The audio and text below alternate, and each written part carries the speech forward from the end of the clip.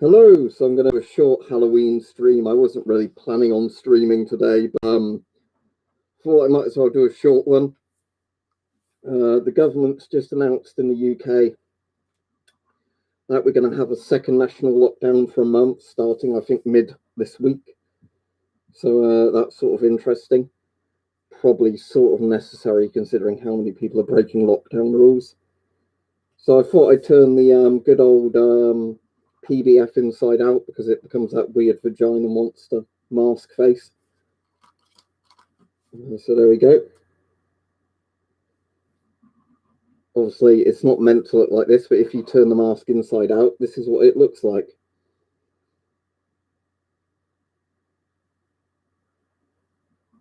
It's a Soviet PBF mask turned inside out. So as you can see, it's literally a PBF with the cheek filters not in it, turned inside out. There's the oral nasal cup. That's the inside of it.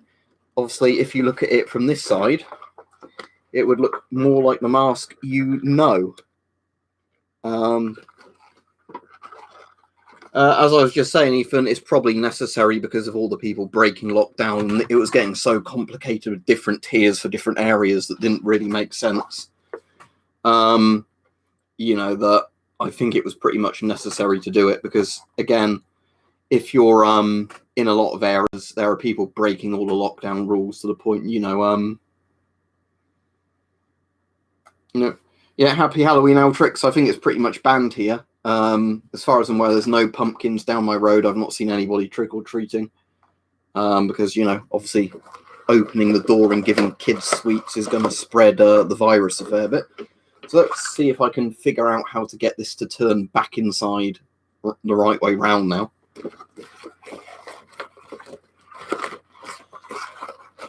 So yeah, in the UK, as of I think it's Thursday, is it? Wednesday or Thursday next week? We're going to be back under another month of lockdown. I think it's just schools are going to be open.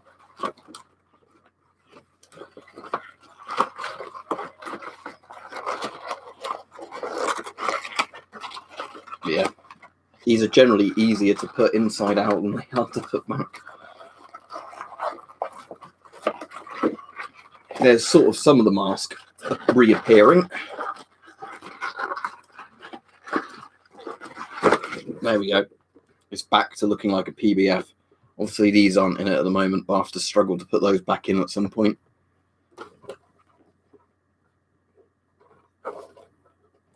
Yeah, cheers. I'm at 91,000 something now, aren't I? So I think I'll be at 100k within a couple of months. It really depends on how many subs I get per month at this point. D&B Militaria is where I get more of my bayonets. All right. Bye, Spooky, if you were literally heading off after one comment, but goodbye. Yeah, we've not done any pumpkins this year just because it's pointless because, you're not meant to be trick-or-treating. We've not bought any sweets for kids either because they're breaking the rules if they're doing it.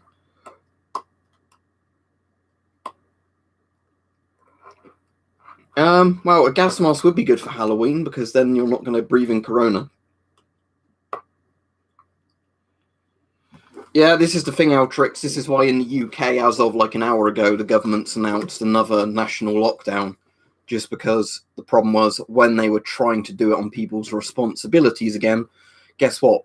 Dickheads ruin it for everybody. So now people are being forced not to go out again. So, we're back to square one, like we were in March of, you can't go out and do anything. Which doesn't really bother me too much because at least most of my income comes from YouTube. So that's a job I can do from home just as well as I can do going out. But again, it's just frustrating because a lot of this is caused by people that can't follow the rules. Just stuff like wearing a mask, washing your hands, stuff like that. Because, oh no, it's you're a sheeple if you wear a mask. Thank you very much, Lou. I appreciate it. Yeah. Yeah, it's an old Nixie clock. Well, it's not an old one, it's a modern one. But yeah, it's the one Hype gave me, which is very nice of him. So, it's nice having an old retro clock that uses a modern kind of system of, working. I've just realised that number is further in than the others. It's weird looking at it from this angle. But yeah. Yeah, seeing it basically means I'm at work this weekend, but as of next weekend, I'm not at work again for a month. Because, you know, the annoying thing at the moment for me is obviously our job was allowed to start again end of kind of July, start of August. But the problem where I work is obviously we've had lots of customers not following the rules, abusing staff members when they've been told to put their masks on, you know, follow all the hygiene rules. And I think basically this is what's caused it, because across the country that's been happening, you know, where people just won't follow the rules. Yeah, I think, Al Ryan, that's why they're doing it, is so basically Christmas is as normal as possible for people. Thank you very much, Nintendo Boy. I very much appreciate it, as always, as you know. As we were saying about the snap caps the other day, I've still got all the snap caps and haven't lost them. But as Lewis was saying the other day, in the UK, apparently you can very easily buy blanks for a lot of the old guns. So I might do that. I might see if I can get some blanks from my Schmidt-Rubin, because it'd be pretty cool to shoot some blanks from it. But again, I don't know why I would sell blanks without wanting you to have all the other licenses you don't actually need for them.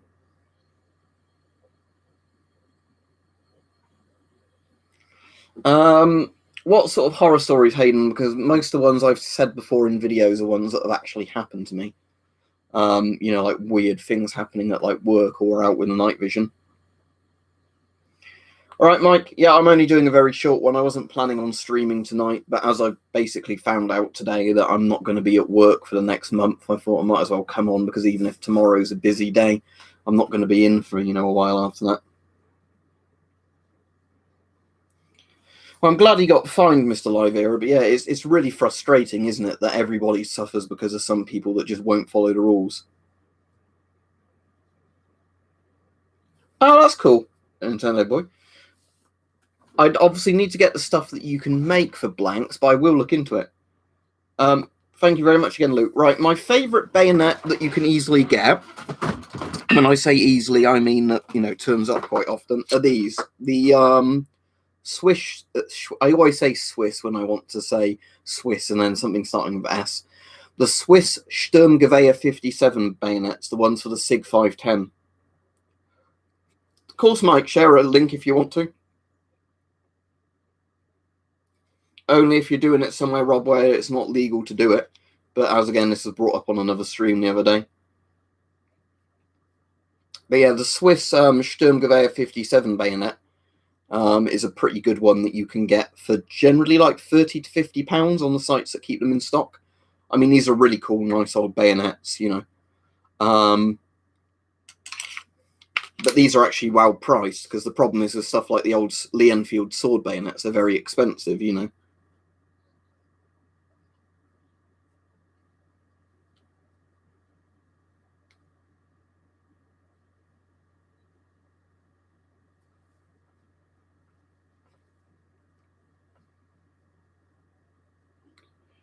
I'm pretty sure, Snoz, on Wednesday they have to have them debated, don't they, in Parliament? Because I think in Wednesday, in theory, it could be voted down, but it won't be, because Labour's in support of having a lockdown anyway. But yeah, there should be, Lou, and again, thank you for the donation. I think D&B Militaria, and there's another site. Let me just link you to the bayonets on D&B Militaria, and there's some other sites in the UK you can get them from. But again, they now and again sell out things, but you can get quite a few bayonets on here, which is where I bought a load of mine from.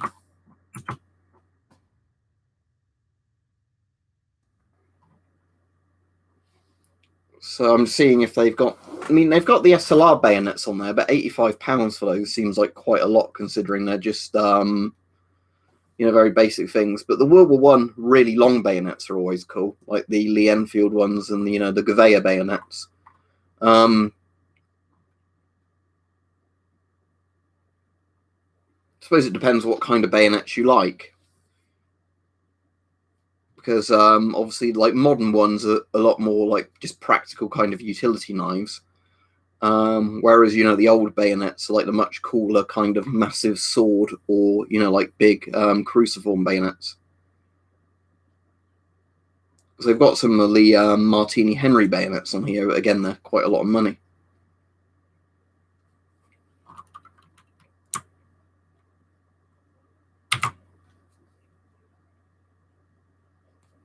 Glad you like the videos, Lucy. I think I've got some subscribers on here that have been there for years. It's a shame with subs that you can't. I think they have done a thing now, haven't they, where you can see how long somebody's been subscribed if they're publicly subscribed. But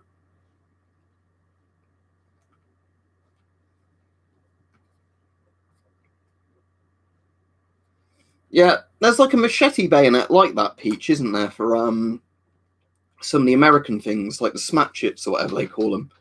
But yeah, there's some crazy like bayonets, which are like essentially giant machetes. I think the idea was for soldiers in like jungle environments.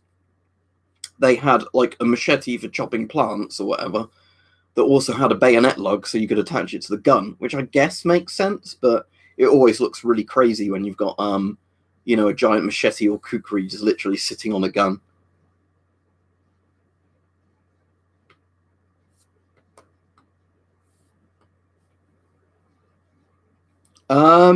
There's not an SSH-40 in the background. I assume you're looking at this one.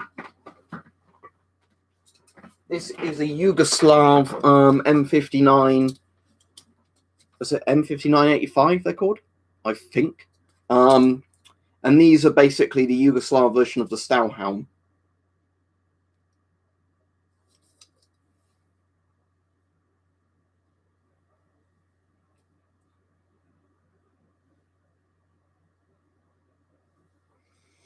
Yeah, that's the thing now, Ryan. You could literally tape any knife, couldn't you, to a gun, but obviously proper bayonets and lugs are much cooler. If you're looking at that one, this is the Swiss I can't remember what year this is from. It's 1970 something. Is it an M71 helmet? I'm trying to remember what year these are from. But these are the Swiss ones that replace the old Swiss Stahlhelms. Depends what it's made of, F4B Phantom. If it's a Stahlhelm made out of Kevlar or thermoplastics, it's not obsolete. If it's a Stahlhelm made out of steel, then it is obsolete. Yeah, it is an M71, isn't it, War Video? Thank you. Yeah, I couldn't remember the year of these, but yeah. I had to take all the padding out of this one because it had like felt pads in each of those bits, but with those in, it was just way too tight on my head. But with those removed, it's actually quite comfortable. Which is kind of funny that, you know, when you take the padding out the helmet, it becomes more comfortable than when you've got the padding in it. But this always reminds me of the NCR Ranger helmet in New Vegas, even though the NCR Ranger helmet is meant to be a USM1, but the shape of it actually looks more like this with how the ridge looks on it and the texture of the helmet.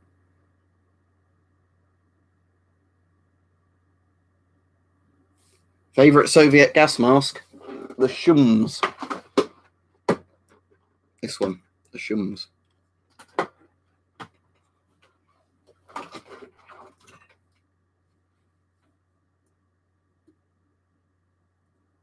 I don't know what you mean by that, Mystic Collector. Does the plate carrier on the plates matter more?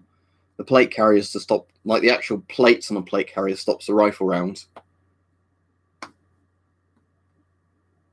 Favorite American gas mask? Probably the M9A1 out of all the classic ones. Favorite camouflage pattern? Probably Soviet SS Lito, which is basically a German World War II camo pattern they just changed the colours of. Yeah, the PBF is the closest one, I'd say, to the Combine style masks that the soldiers have. But the Combine soldier masks aren't really like any of these masks. They kind of have bits, you know, like you have to pick and choose bits from the Soviet masks. No, just dry an AK-47 after you've washed it. Painted metal doesn't rust the instant it gets wet. My favourite helmet's the modern British Army one. Out of retro helmets, this old Yugoslav one.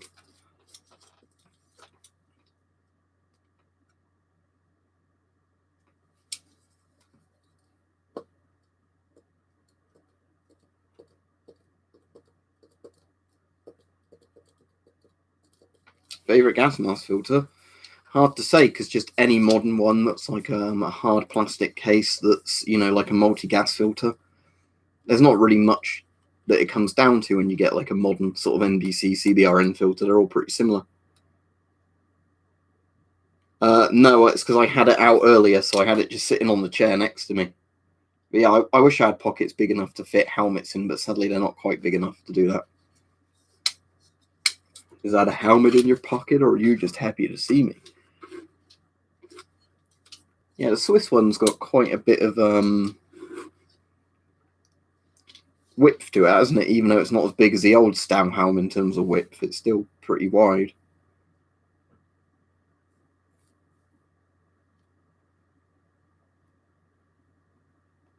For people asking, I have a random item, do you know if it's rare? I have no idea. You'd have to ask somebody who knows about that particular item and be able to ID the individual item, not just, I have a random item, how rare is it? Favourite World War I helmet? Probably just the Brodie helmet, because it was probably the strongest. I mean, the Stahlhelm gave the best head coverage, but it was quite a crap steel. French Adrian helmets were just all around all right, but none of the World War I helmets were all that amazing, because the Brodie didn't give you much head coverage, but it was at least a good quality steel. Whereas, you know, like the other thing was the German helmet, the Stahlhelm, like the M16, whatever it was, Stahlhelm, gave really good head coverage, but the problem was it was made from really, really weak steel, so it didn't protect you from much. It was replaced during World War II, F4B Phantom. Britain used it at the start of World War II and replaced it during the war with the Mark III helmet, which is one that's basically just a bowl helmet. Polish MC1s are fine.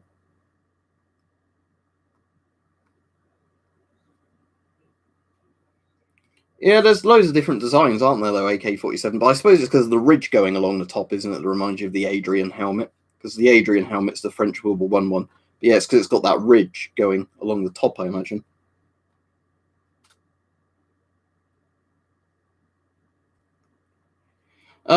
If you found a Diak one for 400 quid, Alex, saying go for it, because I've never seen an M16 for that price or an AR-15 for that price.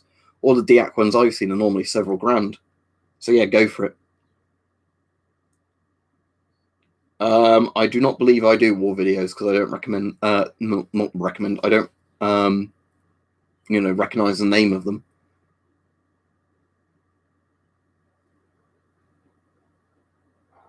As of, I think, Wednesday or Thursday, Dominic, yes. We're back in lockdown as of like Wednesday or Thursday.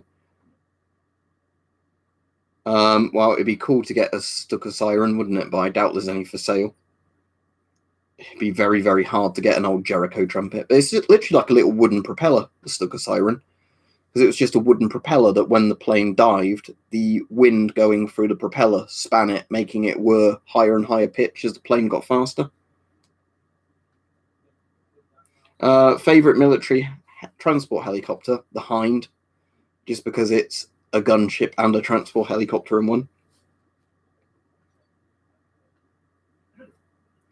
The British one, the modern British one I've got behind me, that's basically an American ECH. Just because it's a very comfortable, lightweight helmet and very, very good in terms of, you know, how good at protecting you it is. Just as I said, the stream tonight's going to be very short. It's probably going to be over in about 10 minutes. Well, I think with most transport helicopters, they've done attack variants, haven't they? And they've also done ones where they take all the armaments off so they can carry more load. Get a good mask, speaking the truth, media live, and don't, you know, and just be sensible of personal hygiene. Because if you have to go out for like education or whatever, you're still allowed to do that in a lot of countries. So I'd say just get a good respirator, you know, get good hand sanitizer gel that you can have in a little bottle that you can put in your pocket or whatever. So even if there aren't any sinks or whatever, you can still clean your hands. Because I'm at work tomorrow, WT Oasis, and I'm quite tired from working today. So I wasn't planning on doing a stream today, but I thought I'd do a short one anyway because it was Halloween. What about the Polish MC1? You've already kept saying about Polish MC1. It's the gas mask. It's all right. Yeah, like saying, if you want to get a gun like the MG42, the Yugoslavian copy of it is generally a lot cheaper when they're deactivated, and German MG3s are generally a lot cheaper. But yeah, actual MG42s are very, very expensive. Thank you very much, Dark Owl. What I've been drinking recently that was nice is this stuff. Jack Daniel's Tennessee Apple, which is kind of like one of those Cactus Jack sort of apple sours, just a bit stronger. I don't really have much webbing, in all honesty. The thing is, I'd have a lot more use for it, I suppose, if I was in America, where I could actually have lots of, mags full of ammo and could go out shooting a lot more. But because I'm in the UK, there's not much point having webbing for lots of gear like that, just because there's no, need to carry it. My least favourite camouflage pattern, probably that American grey one. What's it called? UCP, Universal Camouflage Pattern. That like bright grey American one that only became useful when it got dirty. Favourite pistol? Out of all time, maybe the Browning High Power. But it'd be like the M1911, the Browning High Power, or the CZ75.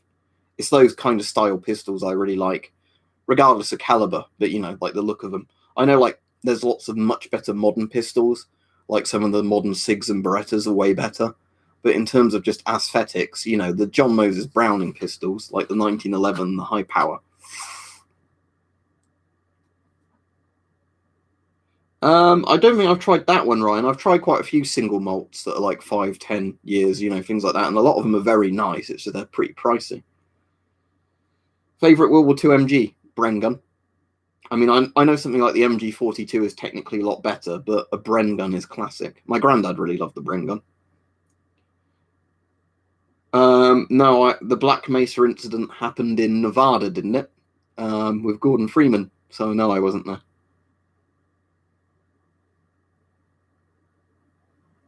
Thank you very much, Kleb FM. I will help you leave, seeing as you don't want to be here. Goodbye. There we go. AK bayonets are all right. They're very good if you just want like a utility knife. Let me get my AK bayonet out and show you. Pretty sure I've got one in this drawer. Right, AK bayonets. You've got a wire cutter on the scabbard, which is really useful because basically you can do this. You attach the bayonet to the scabbard, if I can line it up. There we go. So you've got a wire cutter there. So it doubles up as a wire cutter. But it's basically, yeah, just an alright utility knife. If you sharpen it, they're pretty good just as knives. But, by default, they come blunt rather than sharp because they were designed as bayonets rather than, chopping things. But yeah, they're tough enough knives. The Bakelite handles are really solid on these.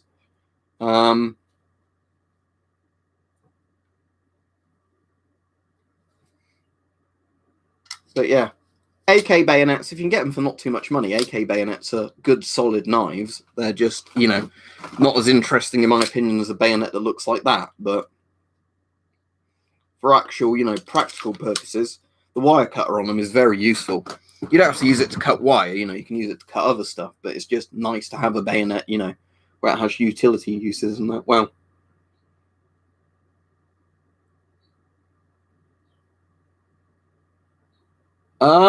as in Russia before the Soviet Union time, Siberian scientist. Maybe let's see if I can pronounce the name of it right. Is it the Zielinski Kumant gas mask? That's probably one of my favorite pre-Soviet Russian items. But in all honesty, most of the Russian stuff I like is the era of the Soviet Union, particularly, like the 50s to the 80s, where they made lots of really cool stuff. If you just want an NBC suit that's super cheap that you can normally get on eBay, the East German NBC suits, just because sometimes they're like 10 to 20 pounds and they're just basically a rubberized suit. So, no water's getting through that thing. I've never been there in person, Alex Saint. Let me look up where they're actually based. Because obviously I've bought a lot from them online before. Let's see. Right, compared to where I am, they would be maybe a 3-hour drive. So no, I've never been to them in person.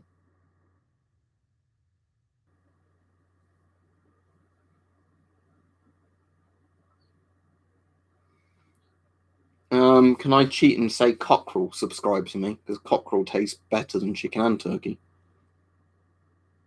That's pretty cool, Anonymous Hackers. What army was he in? Alright, see you TXE Gaming if you're off. I'll be off in like 3 minutes.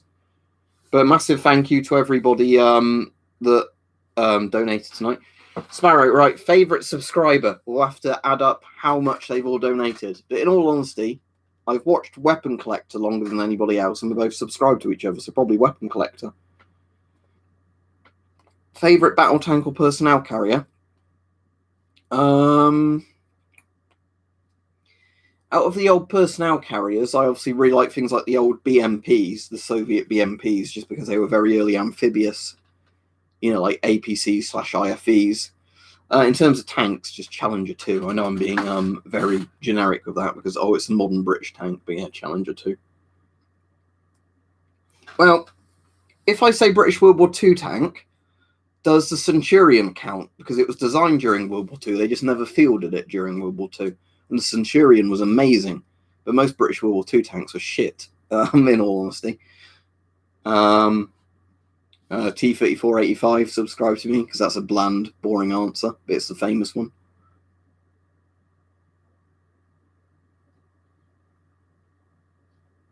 I think Mike said he was starting at 10 PM, wasn't he, Alex Saint? I think that's when he said he was starting. Churchill tank's a really heavily armoured one, isn't it? It's literally like a big box. I mean, I'm sure it would stop a lot of guns, but I'm pretty sure German 88 still could go through it, which is part of the problem. I suppose IS-2 was probably more strong than a T-34, especially because the IS-2 had such a massive gun on it. Literally like 1 minute, Radiac Maniac. But hello to you. That's pretty cool. Where was that Dual Link DVI? Was it like a broken down one? Or was it like one going to an event? Or was it one that was like kind of like, you know, where they almost have parked tanks just now and again? There's like kind of signs for things. Because I think I've seen a few like airsoft paintball places that buy like tanks or like APCs and just park them on a roundabout near where they are as kind of an advert.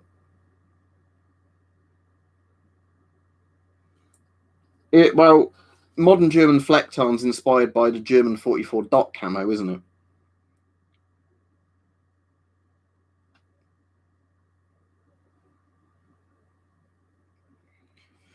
I can understand why they're doing another lockdown though, Joshua, just because people weren't fucking listening for the previous ones. So unfortunately, we all have to suffer because of idiots. Don't have any Dill on the Ater. That was asked on another stream about that body armor or the helmets, and I don't have any of them, so I can't really comment. I'm not in the US Mystic Collector, so I don't know why you're asking me. But if you were asking me in my area in the UK, £500,000 unaffordable. Some are like 200 to 300,000 pounds, but there are some that were meant to be affordable in my area, which are £500,000 fucking pounds. Most effective helmet in World War II. Ooh, maybe the Swiss M18, but Switzerland didn't obviously fight in the war. What other nations were there that were in World War II that had good helmets? Soviet helmets were pretty damn good from World War II. The German helmets aren't as good as everybody thinks, just down to steel quality rather than anything else. British Mark II helmets were obsolete before the war began. British Mark IIIs are all right, but nothing special. American M1 helmets were very good when they came in. So I'd say American M1 or Soviet SSH-40 helmets. I don't know what gas mask you already have, Max Forrest. One you don't have. But I would say, Troy, I'd say either the Soviet SSH-40 or the American M1 helmet, just because both of them were, you know, like good steel helmets that weren't too heavy and stopped most small arm fire. Yeah, I suppose it depends if you're renting or buying it, but as I'm saying, buying it in this point costs you more than what most people make in their life for an apartment designed for poor people. You know, so work out how fucked that is as a housing market. That, you know, people on minimum wage can't get onto the housing ladder. Makes perfect sense, doesn't it? Yeah, they're a cool design, Joshua. They were very ahead of their time in terms of head coverage and shape. It's just a shame the Germans never made them out of good quality steel. But yeah, that was the main thing, like I was saying about German helmets, is the design of them was really good. The issue is they're very heavy, kind of not very good quality steel for the weight of them. You know, so they weighed a lot. They were probably quite expensive to make, but the probability that they'd actually stop your head getting punctured wasn't very good. It's Alex saying the Jack Daniels I was drinking is Tennessee Apple, which is it's a bit like the Cactus Jack apple stuff. It's 35%, but it doesn't taste much of bourbon or whiskey. It's more like just a strong apple flavour. You know, an apple flavour that burns your throat. If you can get it for not very much, it's worth it. In Tesco's, they had it, if you got on the club card, it was £10 off. So I got with a club card. I wouldn't pay like, you know, £25 for a bottle of that, but for like £15, it's all right. I didn't really like the honey one for some reason. A lot of my friends do. I don't personally like it, but I suppose it's individual tastes, isn't it? Favourite 90s SMG? I'm trying to think if there's... The P90 was probably the 80s, wasn't it? But like the P90 or MP7 in terms of like being more modern SMGs. I don't know what you mean by Panorama M3. If you mean 3M masks, they're all right, nothing special. Yeah, that's a good point, AK-47. Yeah, the bit can break your neck at the back, can't it? Or, yeah, cut into your neck.